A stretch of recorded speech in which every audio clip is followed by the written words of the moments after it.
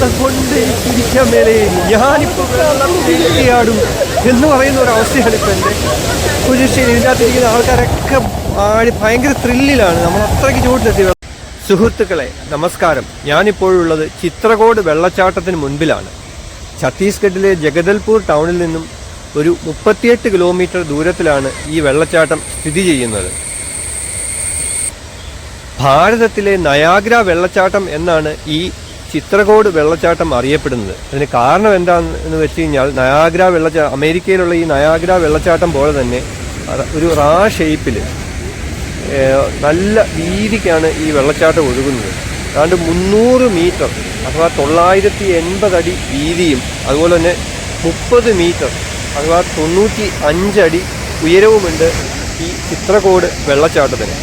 July August മാസങ്ങളിൽ ഈ മൺസൂണിൻ്റെ peak സമയത്ത് മാത്രമേ ഉള്ളൂ വെള്ളച്ചാട്ടം നമുക്ക് ഈ കാണുന്ന ഈ അറ്റം മുതൽ മറ്റേ അറ്റം വരെയുള്ള ഈ 300 മീറ്റർ വീതിക്ക് നിറഞ്ഞു കവിഞ്ഞ് ഒഴുകുന്നത് കാണാൻ സാധിക്കുള്ളൂ. ഞാനിപ്പോൾ വന്നിരിക്കുന്നത് നവംബർ ഫസ്റ്റ് വീക്കാണ്. അപ്പോൾ അതുകൊണ്ട് നമുക്ക് ആ ഒരു കാഴ്ച കാണാൻ പറ്റില്ല. അത് ഇനി ഒരിക്കലും ഞാൻ വരുന്ന സമയത്ത് കാണാമെന്ന് വിചാരിക്കുന്നത്. വെള്ളച്ചാട്ടത്തിൻ്റെ അവിടെ നിന്ന് തെറിക്കുന്ന ആ വെള്ളത്തിൻ്റെ തരികളിൽ മഴവില്ല് ഫോം ചെയ്തിരിക്കുന്നതും താഴെ നിറച്ച് ബോട്ടുകൾ പോകുന്നതൊക്കെ നമുക്ക് നന്നായിട്ട് കാണാൻ പറ്റുന്നുണ്ട്. ഇപ്പം ഈ വെള്ളച്ചാട്ടത്തിൻ്റെ തൊട്ട് മുകളിലുള്ള ഈ കോമ്പൗണ്ടിൽ വലിയ ഭീമാകാരമായിട്ടുള്ള ശിവലിംഗം ഉള്ള ഒരു അമ്പലമുണ്ട്. ആ ക്ഷേത്രമാണ് നമ്മളിപ്പോൾ ഈ കാണുന്നത്.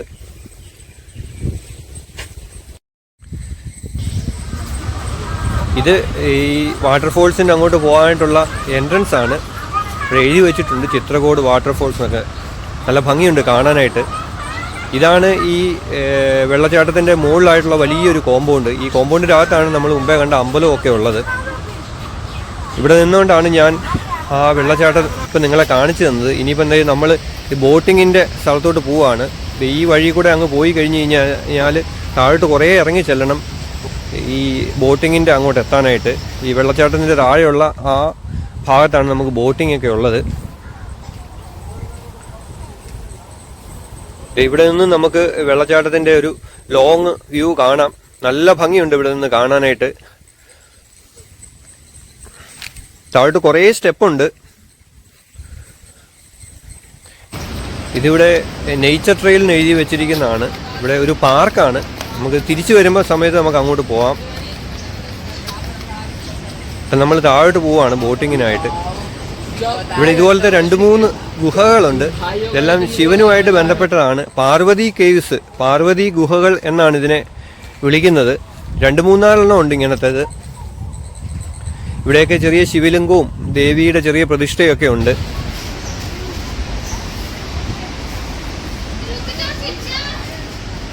അങ്ങനെ നമ്മൾ ഈ സ്റ്റെപ്പ് ഇറങ്ങി തീരാറായിട്ടുണ്ട്. താഴെ ഭാഗമൊക്കെ നമുക്ക് ഇപ്പം നന്നായിട്ട് കാണാവുന്ന ഭാഗത്തിനായിട്ടുണ്ട്.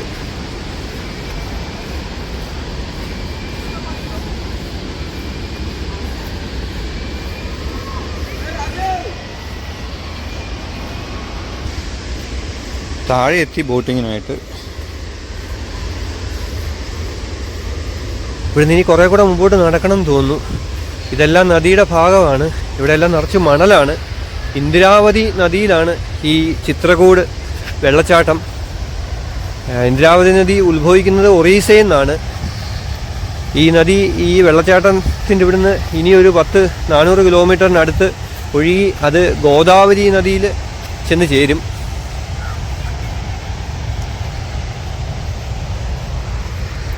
ഇതൊക്കെ നദി ഒഴുകുന്ന ഭാഗങ്ങൾ തന്നെയാണ് വെള്ളം പൊങ്ങുന്ന സമയത്ത്. ഇവിടെ നിറച്ച് പാറക്കല്ലുകളാണ്, വലുതും ചെറുതുമായിട്ടുള്ള ഇഷ്ടം പോലെയുണ്ട്. അതുപോലെ ചെറിയ കുറ്റിക്കാട് പോലെയുള്ള സംഭവങ്ങൾ, ചെടികൾ കുറേ കാണുന്നുണ്ട്. ഇത് കണ്ടൽക്കാടുകളാണെന്നാണ് എനിക്ക് തോന്നുന്നത്. എന്തായാലും നമ്മൾ നടന്ന് ഈ ബോട്ടിങ്ങിൻ്റെ സ്ഥലത്ത് എത്തിയിട്ടുണ്ട്. കുറേ ആൾക്കാരുണ്ട്. ഇപ്പം രാവിലത്തെ സമയമാണ്. ഒരു 8:30 കഴിഞ്ഞേ ഉള്ളൂ ഇപ്പം സമയം. ഞാനൊരു 6:30 ആയപ്പോൾ അവിടുന്ന് ജഗദൽപൂരിൽ നിന്ന് പോകുന്നതാണ്. ബസ്സൊക്കെ ഇങ്ങോട്ടുള്ളതാണ്, പക്ഷെ ബസ് കിട്ടിയില്ല. ഞാനൊരു ഓട്ടോറിക്ഷയ്ക്കാണ് വന്നിരിക്കുന്നത്. ഓട്ടോറിക്ഷക്കാരൻ അവിടെ എനിക്കായിട്ട് വെയിറ്റ് ചെയ്യുന്നുണ്ട്. തിരിച്ചു പോകുമ്പോൾ ഞാൻ കാണിക്കാം. ഓട്ടോറിക്ഷക്കാരനോട് 1 മണിക്കൂറാണ് വെയിറ്റിംഗ് പറഞ്ഞിരിക്കുന്നത്. അതിൽ കൂടുതലായ പുള്ളി കാശിനി ചോദിക്കുക. അതുകൊണ്ട് എത്രയും വേഗം ബോട്ടിങ്ങിന് പോവാണ്. ഇപ്പം ഞാൻ ബോട്ടയിൽ ആണിപ്പോൾ ഇരിക്കുന്നത്. ഈ വെള്ളച്ചാട്ടത്തിൻ്റെ ചുവട്ടിലോട്ട് പോയിക്കൊണ്ടിരിക്കുകയാണ്.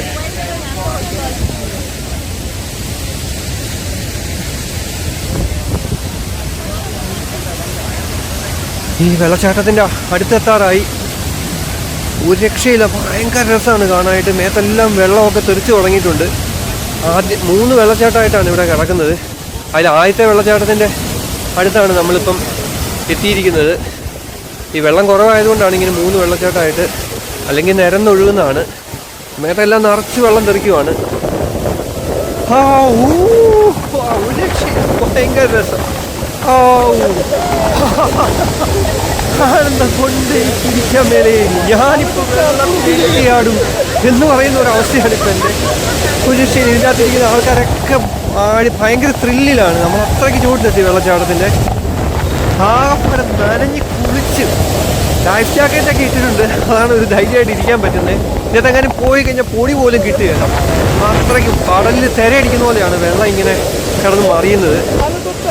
ആൾക്കാർ ത്രില്ലടിച്ചിട്ടുള്ള ഒച്ചപ്പാടും ബഹളവും ചിരിയൊക്കെ എല്ലാവർക്കും കേൾക്കാതിരിക്കും. ഒരു രക്ഷയില്ല എന്ന് പറഞ്ഞാൽ ഒരു രക്ഷയില്ല കേട്ടോ. എൻ്റെ അമ്മോ, ഈ കാണുന്ന വെള്ളച്ചാട്ടത്തിൻ്റെ അടുത്ത് ചെന്നിട്ടാണ് നമ്മൾ ഇങ്ങോട്ട് പോകുന്നത്. അതിൻ്റെ അടിയിലോട്ടൊന്നും പോയില്ല. അതിൻ്റെ അവിടെ നിന്നൊരു 3-4 മീറ്റർ ഇപ്പുറം വരെയാണ് നമ്മൾ ചെന്നത്. ഇനിയിപ്പോൾ നമ്മൾ രണ്ടാമത്തെ വെള്ളച്ചാട്ടത്തിൻ്റെ അങ്ങോട്ട് പോവാണ്. അതാണ് ഇതിനേക്കാളും കുറേ കൂടെ വീതി കൊഴുകുന്നു, കുറേ അധികം കൂടുതൽ വെള്ളം ഒരേ സമയത്ത് ചാടുന്നു. അതിലെയാണ് അതിൻ്റെ അങ്ങോട്ട് പോയിക്കൊണ്ടിരിക്കുകയാണ്. ഇവിടെ നിന്ന് മഴവില്ലൊക്കെ നമുക്ക് നല്ല സൂപ്പറായിട്ട് കാണാം. മുകളിൽ നിന്ന് നമ്മൾ മുമ്പേ കണ്ട ആ മഴവില്ല് നമുക്ക് ഇവിടെ നിന്ന് കഴിഞ്ഞാൽ നമ്മുടെ തലയ്ക്ക് മുകളിലായിട്ട് നല്ല രസമായിട്ട് കാണാൻ പറ്റുന്നുണ്ട്. ശരിക്കും കുളിച്ച പോലെയായി. മേത്തും ഫോണയിലും എല്ലാം നിറച്ച് വെള്ളമാണ്. ബാഗയിൽ ഉൾപ്പെടെ എല്ലാവരും നനഞ്ഞ് കുളിച്ചിരിക്കുകയാണ്. എന്നാലും ഇതൊരു ഭയങ്കര രസമാണ്. എന്നെയാണ് ഭയങ്കരമായിട്ട് ഈ ആവേശം കൊണ്ടിട്ട് അണയ്ക്കുവാണ്. ഈ 2 വെള്ളച്ചാട്ടത്തിൻ്റെയും കൂടെ നടുക്കായിട്ട് ചെറിയ രീതിയിലൊരു കുറച്ച് ഭാഗത്ത് വെള്ളം ചാടുന്നുണ്ട് താഴോട്ട്. അതാണ് നമ്മളിപ്പോൾ ഈ കാണുന്നത്. മെയിൻ വെള്ളച്ചാട്ടത്തിൻ്റെ അങ്ങോട്ട് നമ്മൾ എത്തിക്കൊണ്ടിരിക്കുകയാണ്. അതിൻ്റെ അങ്ങ് അടി വരെ ഒന്നും പോകുമൊന്നുമില്ലായിരിക്കും. ഒരു 5-10 മീറ്റർ ഇപ്പുറം വരെ ചെല്ലുള്ളൂ. അങ്ങോട്ട് എത്തുവാണ്. നിങ്ങൾ കണ്ട്, ഞാൻ ഒന്നും പറയുന്നില്ല, നിങ്ങൾ കാണുക.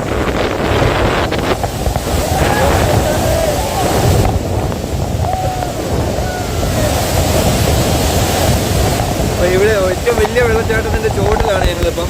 അതിൻ്റെ അങ്ങോട്ടറിയാൻ പോകുന്നില്ല, ഭയങ്കര വെള്ളമാണ്.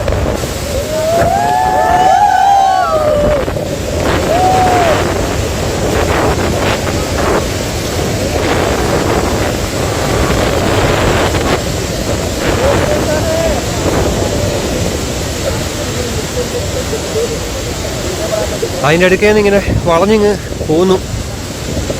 അങ്ങേറ്റത്തൂടെ ഇങ്ങനെ വന്ന് വളഞ്ഞ് ഈ 3 വെള്ളച്ചാട്ടത്തിൻ്റെയും മുമ്പിൽ കൂടെ വന്ന് തിരിച്ച് അങ്ങോട്ട് തുഴഞ്ഞുകൊണ്ടിരിക്കുകയാണ് ഇപ്പം.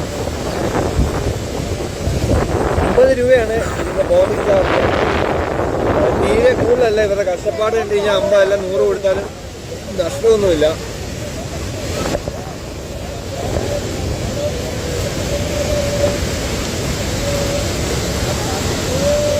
ഇതാണ് ഞങ്ങൾ പോകുന്ന ബോട്ട്.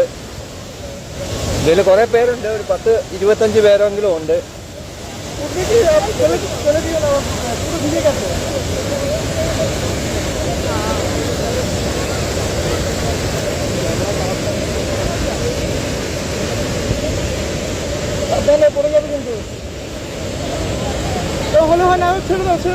তুমি এখন বাইরে দিয়েছো কিন্তু।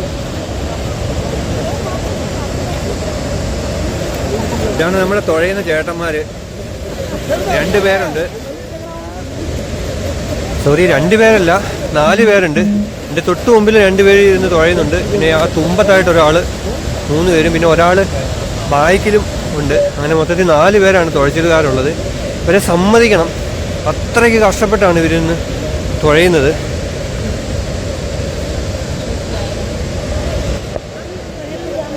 കഴിഞ്ഞു, ബോട്ടിങ് കഴിഞ്ഞു.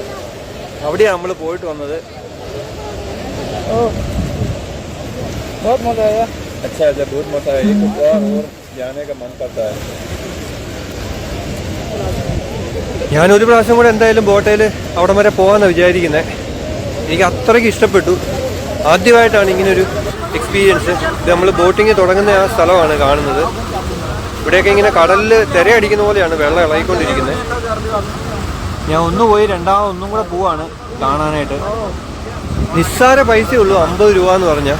അപ്പം അതുകൊണ്ട് 2-3 പ്രാവശ്യം പോയി ഇത് ശരിക്കും ആസ്വദിക്കണം എന്ന് തന്നെയാണ് ഞാൻ വിചാരിക്കുന്നത്. വീണ്ടും ബോട്ടയിൽ ആണിപ്പം ഞാൻ ഇരിക്കുന്നത്. ഞങ്ങളിത് ആ വെള്ളച്ചാട്ടത്തിൻ്റെ അടുത്തോട്ട് എത്തുകയാണ്. ഞാൻ ഇനി കമൻറ്റ് ഒന്നും പറയുന്നില്ല, നിങ്ങൾ കാണുക.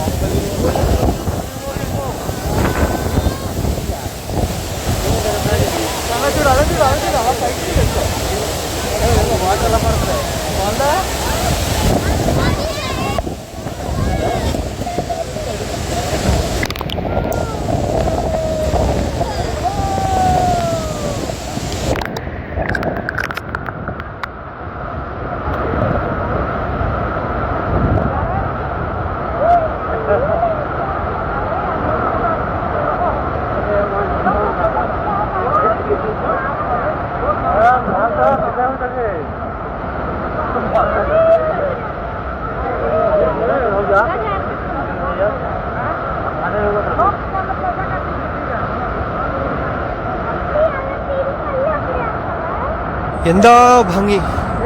ഞങ്ങൾ തിരിച്ച് തുഴഞ്ഞുകൊണ്ടിരിക്കുകയാണ്. തീരത്തെത്താറായി. ഇവരാണ് നമ്മൾ അവിടം വരെ കൊണ്ടുപോയി കറങ്ങി തിരിച്ചു വന്നത്. ചേട്ടന്മാർ ഒത്തിരി കഷ്ടപ്പെട്ടാണ് അവിടം വരെ പോയത്. നല്ല പാടാണ്, ഭയങ്കര ഒഴുക്കാണ്.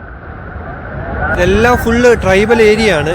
കങ്കേർവാലി നാഷണൽ പാർക്കിന്റെ ഭാഗമാണ് ഈ വെള്ളച്ചാട്ടവും ഇതിന്റെ അങ്ങേപ്പുറത്തെ സൈഡിൽ കാണുന്ന കാടും എല്ലാം. ഇവിടുത്തെ ലോക്കൽ ഫിഷർമെൻ അഥവാ മീൻപിടുത്തക്കാരാണ് ഇവിടെ ഈ വള്ളം തുഴയുന്നതും ഒക്കെ. ഇവിടെ കുറേ ചെറിയ ചെറിയ കച്ചവടക്കാരും ഉണ്ട്. ഇവിടെ ആൾക്കാർക്ക് സ്നാക്സും മറ്റുമൊക്കെ വിറ്റുകൊണ്ടിരിക്കുന്നത്. ഇനിയിപ്പം നമ്മൾ തിരിച്ച് മുകളിലോട്ട് കയറിയിട്ട് അവിടെ ആ ഒരു പാർക്കുണ്ട്, നേച്ചർ ട്രെയിൽ എന്ന് എഴുതിയിരിക്കുന്നത്. നമ്മൾ മുമ്പേ കണ്ടു. അതുകൂടെ കണ്ടിട്ട് വേണം പോകാനായിട്ട്. വെള്ളത്തിൻ്റെ എരമ്പലും ഒച്ചയൊക്കെ ഇവിടം വരെയും കേൾക്കാം. ഭയങ്കര സൗണ്ടാണ്. കടൽ തീരത്തൊക്കെ ചെല്ലുമ്പം കേൾക്കുന്ന പോലെയുള്ള ഒച്ചയൊക്കെയാണ് ഈ കേൾക്കുന്നത്. നമ്മൾ മുകളിലോട്ട് കയറാനായിട്ടുള്ള ആ സ്റ്റെപ്പിൻ്റെ അങ്ങോട്ട് എത്തി. ഈ സ്റ്റെപ്പ് കയറിയിട്ട് വേണം നമുക്ക് ആ പാർക്കിൻ്റെ അങ്ങോട്ട് പോകാനായിട്ട്. ഇപ്പം നമ്മൾ കണ്ട ആ നേച്ചർ ട്രെയിൽ എന്ന് എഴുതിയിരിക്കുന്ന കവാടത്തിൻ്റെ ഉള്ളിലോട്ട് കയറി. ഇവിടെ എന്തൊക്കെയാണ് സംഭവങ്ങളുള്ളതെന്ന് എനിക്കറിയാൻ മേല. എന്തായാലും നല്ല അന്തരീക്ഷമാണ്, ഒരു കാടിൻ്റെ അന്തരീക്ഷമാണ്. മുമ്പോട്ട് പോയി നോക്കാം.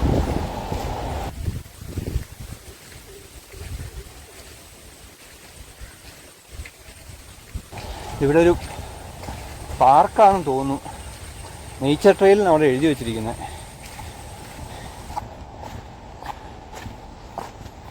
ഇപ്പുറത്തൂടെ ഇറങ്ങി വരാൻ സ്റ്റെപ്പുണ്ട്. തിരിച്ച് നമുക്ക് അതിലേക്ക് കയറി പോവാം. ഇപ്പോൾ ക്ലോസ്ഡാണ്, അകത്തോട്ട് കയറാൻ മേല. ഇപ്പം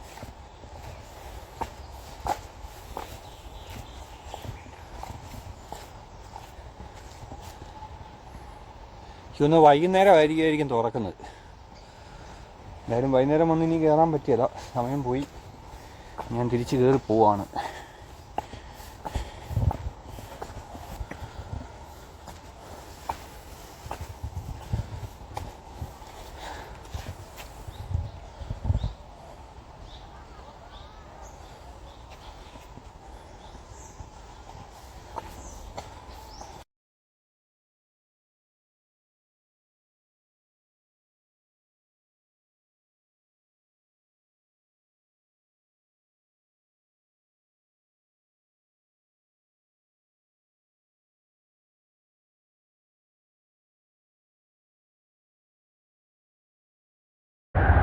ഇതിവിടുത്തെ ഒരു റൂട്ട് മാപ്പാണ്.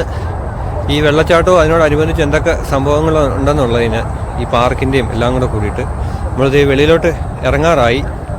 ഈ സ്റ്റെപ്പ് കയറി അങ്ങോട്ട് ചെന്ന് കഴിഞ്ഞാൽ നമ്മൾ മുമ്പേ വന്ന വഴിയുടെ അങ്ങോട്ടാണ് ചെല്ലുന്നത്.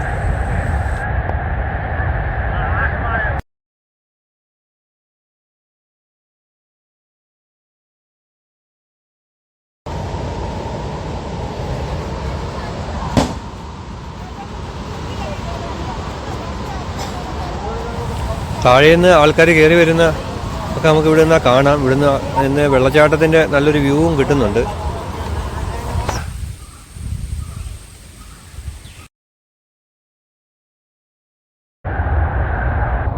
അങ്ങോട്ട് പോയ ആ വഴി കൂടെ തിരിച്ച് വെള്ളോട്ട് ഇറങ്ങാൻ പോവാണ്. ഈ വലത് സൈഡിൽ പാർക്കാണ്.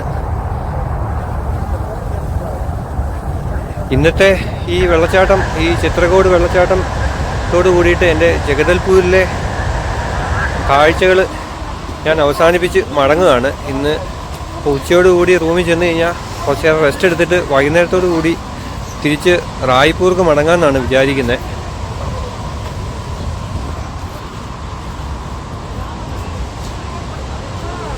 ഈ എൻട്രൻസ് ഒക്കെ വളരെ ഭംഗിയായിട്ടാണ് ഉണ്ടാക്കി വെച്ചിരിക്കുന്നത്. കാണാൻ നല്ല രസമുണ്ട്.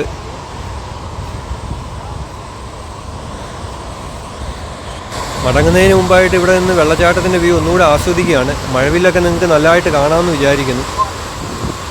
അങ്ങോട്ട് ബോട്ടിങ്ങിന് പോയപ്പം നമുക്ക് അവിടെ ആ ബോട്ടിലിരുന്ന് ഇതേ മഴവില്ല് തന്നെ നമുക്ക് കാണാൻ പറ്റുന്നുണ്ടായിരുന്നു. പക്ഷെ അത് കുറേ കൂടെ വെള്ളച്ചാട്ടത്തിൻ്റെ അടുത്തായിട്ടാണ് നമ്മൾ ആ മഴവില്ല് കണ്ടത്. ആ പുക പോലെ കാണുന്ന വെള്ളം കാണുന്നതിൻ്റെ അടുത്ത് വരെ നമ്മൾ പോയായിരുന്നു ബോട്ടിങ്ങിന് പോയപ്പം.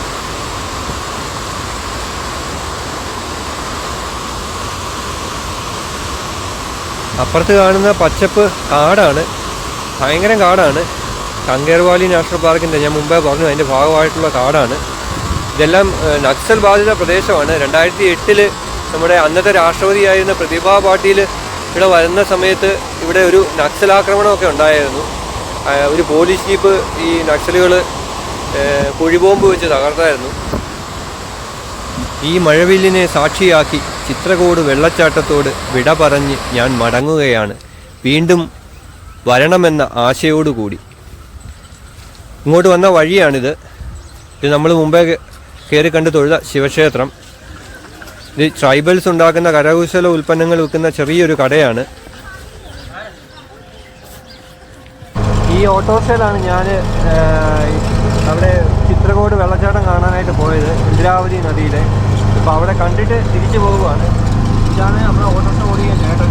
ഇതിൽ 1000 രൂപ ആണ് പൈസ കൊടുത്ത് ഞാൻ പോയത്. ഇങ്ങോട്ട് ബസ്സും ഷെയർ വണ്ടിയൊക്കെ ഉള്ളതാണ്. പക്ഷേ ഇന്നിപ്പോൾ ഞായറാഴ്ചയൊക്കെയാണ്, ദീപാവലിയൊക്കെയാണ്, അതുകൊണ്ട് വണ്ടികൾ കുറവാണ്. അതുകൊണ്ട് ആണിപ്പം ഈ ഓട്ടോയിൽ പോകുന്നത്. ഞങ്ങൾ പകുതി ദൂരത്തോളം ഏകദേശം ആയി. 34 കിലോമീറ്ററാണ് ഇവിടുന്ന് ജഗദൽപൂർ ബസ് സ്റ്റാൻഡ് വരെ ഉള്ളത്. വീഡിയോ എല്ലാവർക്കും ഇഷ്ടമാകുമെന്ന് വിചാരിക്കുന്നു. ജഗദൽപൂരിലെ എൻ്റെ യാത്ര ഇന്നത്തെയോടുകൂടി ഇവിടെ അവസാനിപ്പിക്കുകയാണ്. അപ്പോൾ എല്ലാവർക്കും നന്ദി. ശുഭ യാത്ര.